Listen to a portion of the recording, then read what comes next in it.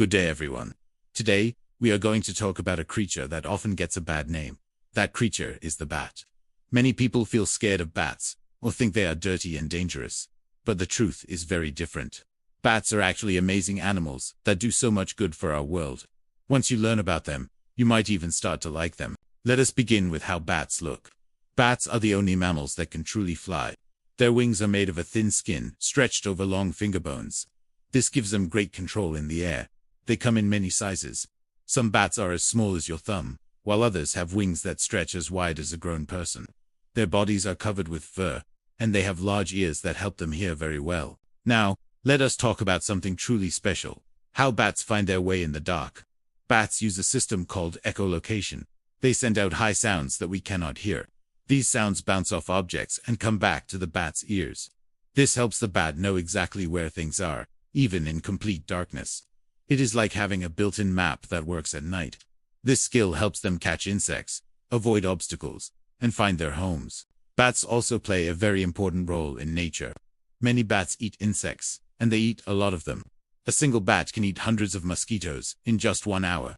This means they help control pests that can harm crops and spread diseases. Other bats eat fruit and nectar. As they move from flower to flower, they help spread pollen and seeds. This supports the growth of many plants, including some that give us food. So, bats are really like little helpers of the forest. Sadly, bats are often misunderstood. Some people think they are blind, but that is not true. Bats can see, and they use their sight along with echolocation. Others worry that all bats carry diseases. While it is true that some bats can carry viruses, the risk to humans is very low if we leave them alone. Most bats are shy and do not want to come near people. They simply want to live their lives and raise their young in peace. Bats also face many problems today.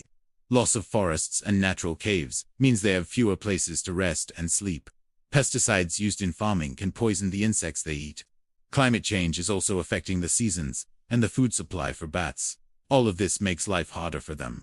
That is why it is important for us to protect their homes and keep our environment clean. There is also something beautiful about bats. Watching them fly out at sunset is a lovely sight. They move together in groups, swooping and turning in the evening sky. In many cultures, bats are seen as symbols of good luck, long life, and happiness. They have been part of stories and art for thousands of years. So, they are not just useful, they are also a part of our shared human experience. So, the next time you see a bat flying in the night, do not feel afraid. Instead, take a moment to admire it. Think about its clever ways, its helpful nature, and its struggles to survive. Bats are not monsters. They are gentle, intelligent, and vital to the balance of our world. Thank you for listening to this talk about bats. I hope you now see them in a new and kinder light. Let us all do our small part to protect them, so that they can continue to fly through our nights for many years to come. Good day, everyone.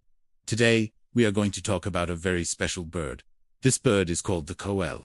You may have heard its voice early in the morning or during the hot summer days. That loud and clear call is one of the first signs that the season is changing. The koel is not just any ordinary bird. It has a beautiful story, a unique way of living, and a strong connection with nature and even our feelings. Let us start with how the koel looks. The male koel has a shiny, dark blue-black body. Its eyes are bright red, which gives it a striking and memorable appearance. The female koel, on the other hand, is quite different. She has a brownish body with white spots and streaks. This helps her stay hidden among the leaves when she needs to be careful. Their long tails and curved beaks make them excellent at moving through trees and eating fruits, especially figs and berries. Now, let us talk about the most famous thing about the koel: its voice. The male koel makes a loud, repetitive coo-oh sound that can travel far across gardens, parks, and forests. This call is mostly heard during the breeding season, which is around spring and summer. The female has a different, sharper call that sounds more like a quick kick.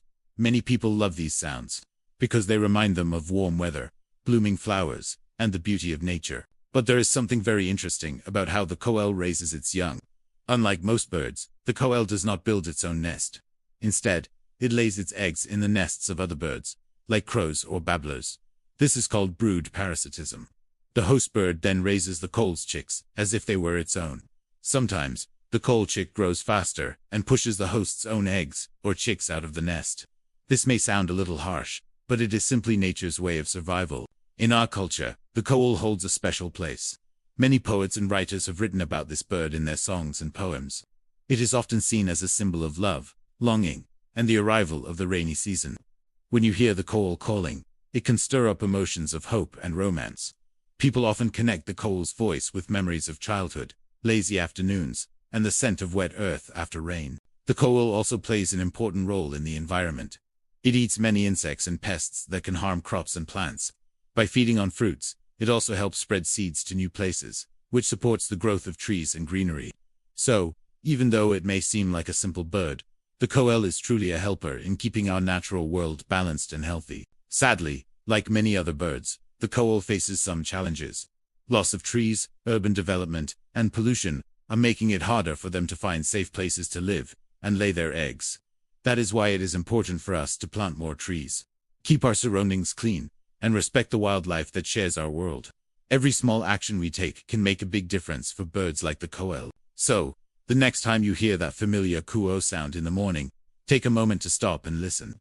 Think about the journey of this remarkable bird, its striking looks, its clever ways, and its deep bond with our seasons and stories. The koel is not just a bird. It is a reminder of how beautiful and interconnected life really is. Thank you for spending these few minutes with me. I hope you now see the koel in a new light. Let us treasure and protect it, so that its voice continues to fill our mornings for many years to come.